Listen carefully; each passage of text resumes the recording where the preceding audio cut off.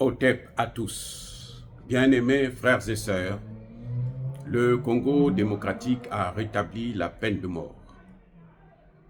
Le président Tshisekedi a ordonné il y a quelques jours à sa ministre des Affaires de la Justice de lever le moratoire qu'il y avait sur la peine de mort, afin maintenant de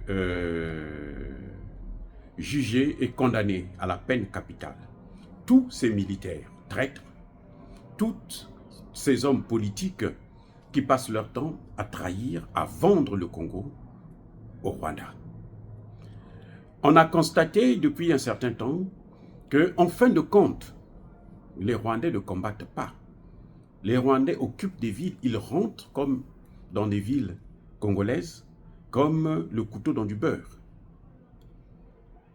à cause de la trahison et la haute trahison des dirigeants, des hommes politiques congolais et des militaires congolais. Mais oui, c'est comme ça que ça se passe. Ce moratoire a été imposé ou demandé par Joseph Kabila, comme par hasard, en 2008. C'est maintenant que Tshisekedi a compris et il a remis ça. Maintenant, pourquoi Kabila l'avait fait? Pourquoi? Mais bien, c'est pour protéger les Rwandais. Je vous ai déjà expliqué ici comment l'armée congolaise est devenue une armée dirigée par Kagame depuis Kigali. Comment l'armée congolaise est dirigée? L'administration congolaise est dirigée par Kigali. Comment? Mais à cause des négociations. Il y a eu plusieurs négociations entre Kabila et Kagame. Les deux sont des Rwandais, donc ils se sont entendus. Et chaque fois, les négociations se terminaient par le recrutement. On déverse tous les terroristes, là, les Rwandais, dans l'armée, dans la police, dans l'administration. Celui qui était général, qui se disait être général, il est aussi général dans l'armée congolaise. Voilà comment Kagame et Kabila, les deux cas, ont en quelque sorte pourri, gâté, détruit l'armée congolaise à travers les négociations. C'est pour ça que je soutiens Tshisekedi qui refuse de négocier avec Kagame. Le jour qu'il va négocier, il commettra l'erreur de sa vie. Ce sera fatal. Mais en tout cas, même si on dit qu'une guerre se termine toujours par des négociations, ça se terminera par des négociations, mais il faut d'abord que le Congo soit libéré. À ce moment, on négociera comment on peut vivre avec les voisins rwandais. Parce qu'on ne peut pas choisir nos voisins. Malheureusement, c'est Dieu qui nous a mis ensemble et on est obligé de vivre ensemble.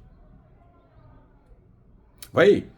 Donc, quand Kabila arrive, le système qu'il a fait, c'est que chaque fois, il organise des négociations. Et il prend ceux qui sont là, en train de tuer, on les met là. Et il faut qu'ils aient une protection pour qu'on ne les touche pas, pour qu'on ne parle pas d'eux. Il a mis le moratoire là. Et ceux-là, quand ils rentrent, quand ils intègrent l'armée, qu'est-ce qui se passe par la suite? Eh bien, Kagame crée encore un autre mouvement. Et ceux qui sont rentrés, là, les anciens qui étaient terroristes, maintenant, eux, ce sont eux qui, depuis leur position au sein de l'administration de l'armée, la police et autres, ils donnent des informations aux nouveaux venus, aux nouveaux groupes. Et comme par hasard, la plupart de ces infiltrés-là, de ces recrues-là, de fortune, on les affectait toujours dans l'Est. Ils demandaient toujours à travailler dans l'Est. Et Kagame, et Kabila plutôt, acceptaient. Donc, ils se retrouvaient entre eux. C'était eux qui préparaient le terrain. Et c'est comme ça qu'au fur et à mesure, après plusieurs années, ça fait quand même plus de 20 ans, que cette guerre a commencé, 3 décennies, 30 ans déjà. Donc, ils ont eu le temps d'infiltrer l'armée congolaise. Et ça, c'est le plus grand défi que Tshisekedi a actuellement. Le plus grand défi de Tshisekedi, c'est de nettoyer cette armée. Faire de cette armée une vraie armée des Congolais. Pas des Rwandais, pas des Tutsis rwandais. Parce que les Rwandais, quand ils viennent dans ces pays-là, la première des choses, ils visent l'armée, la police, l'administration. Parce qu'ils viennent avec des idées. Ce n'est pas des gens qui viennent parce qu'ils veulent vivre avec leurs frères et sœurs. Non. Les femmes viennent pour sortir avec les plus hautes autorités, les décideurs, qu'ils soient députés, maires, ministres et tout. Les femmes rwandaises, pour la plupart, quand ils viennent au Congo-Brazzaville, au Congo démocratique, Centrafrique, leur objectif, c'est d'abord sortir avec les généraux, sortir avec les grands hommes de l'administration et faire des enfants avec eux et tout. C'est ça qu'ils font. Toutes ces femmes-là. En tout cas, le grand nombre parmi elles. Ce n'est pas de l'amour. Vous comprenez bien ce qui se passe. Les hommes, eux, quand ils viennent, ils choisissent, ils font tout pour rentrer soit dans l'armée, dans la police, ainsi de suite, pour servir leur pays. Le moment venu. Voilà le problème que nous avons aujourd'hui en Afrique centrale, avec ces populations qu'on appelle les Rwandais. Ça, c'est un grand problème que nous avons à gérer. Et ils ont fait ça pendant longtemps au Congo, et aujourd'hui, le Congo a du mal à mener la guerre contre le Rwanda. Parce que c'est comme si les Rwandais et les serviteurs des Rwandais se battent contre leur maître. Et ça retarde. Maintenant, Tshisekedi a décidé donc de remettre la peine de mort, la peine capitale. Et que maintenant, tous ceux qui seront arrêtés en flagrant délit, tous ceux qui vont se faire avoir, eh bien, ils passeront par la casserole. Mobutu l'avait fait, Kabila, Laurent Désiré Kabila, Mounzé l'avait fait. Kabila, le fils, est venu mettre un moratoire. Arrêtons avec ça. Parce qu'il fallait protéger les siens. On comprend ça. Donc quand Tshisekedi arrive, malheureusement, Tshisekedi a pris quand même du temps pour comprendre ça. Ça fait maintenant 5 ans. Et c'est pour ça que ces derniers temps, vous voyez que pratiquement chaque jour, ils se font attraper. Pratiquement. Parce que ceux qu'on arrête là, il y en a qui donnent aussi des informations. Et on finit par, on est en train de faire le nettoyage dans l'armée congolaise. Parce qu'avec ce genre d'armée, même si vous achetez des armes, vous leur donnez, mais ils vont donner ça au Rwanda. Ce qui s'est passé dernièrement, c'est que le général, le chef des opérations militaires dans l'Est, a été piégé par 2 de ses adjoints des colonels. Croyant qu'il était mort, qu'est-ce qu'ils ont fait? Ils ont demandé à la population de partir parce que les Rwandais sont en train de venir, ils ne peuvent pas les arrêter. L'armée est partie, la population est sortie, l'armée est partie. Et comme par hasard, l'armée a laissé toutes ces armes-là. Les Rwandais sont rentrés, tranquillement, comme à la fête. Et ils ont pris les armes, et ils ont rappelé la population, et ils sont mis maintenant soumis à leur dictat.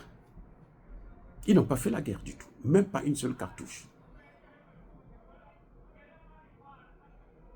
Eh oui, c'était une grande ville. Hein. C'est quand le général, j'ai oublié son nom, qui dirigeait les opérations, quand il arrive quelque part, eh ben, il a l'information que, mais là où tu es en train de partir, là, tu es piégé. Il change de direction.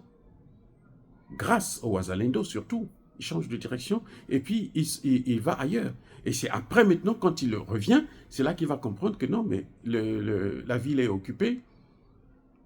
On lui explique comment ça s'est passé et il a compris que ces colonels-là, qui avaient pris la décision sans même l'informer, en fait, l'avait piégé d'abord lui-même parce qu'on l'a mené directement, il partait dans les mains des Rwandais. Parce que Kagame avait besoin de sa tête pour démoraliser toute l'armée congolaise. Eh oui, les gars. Et ça a échoué. C'est comme ça qu'il a échappé. Donc, c'est ça qui a fait que, ben, Tshisekedi a décidé donc de lever ce moratoire pour punir le plus sévèrement possible ceux qui sont à l'origine de 18 millions de morts. Nous parlons de 18 millions, pas 18 000. 18 millions de Congolais qui ont perdu leur vie. Dire cela, c'est inciter à la haine ou à la violence, non. Il y a Bakolervé, il y a Malembe. Encore une fois de plus, bien-aimés frères et sœurs, je persiste et je signe. Soyez bénis, abondamment bénis par le Dieu des Kémites et par nos ancêtres angélisés. Mais que tous ceux qui persécutent le continent africain le pillent et le déstabilisent, qu'ils soient noirs, blancs, chinois, arabes, indiens, juifs, qui qu'ils soient punis, maudits, foudroyés, neutralisés, écrasés, effacés par le Dieu des Kémites et par nos ancêtres angélisés. Vive l'Afrique éternelle. J'ai dit et j'assume.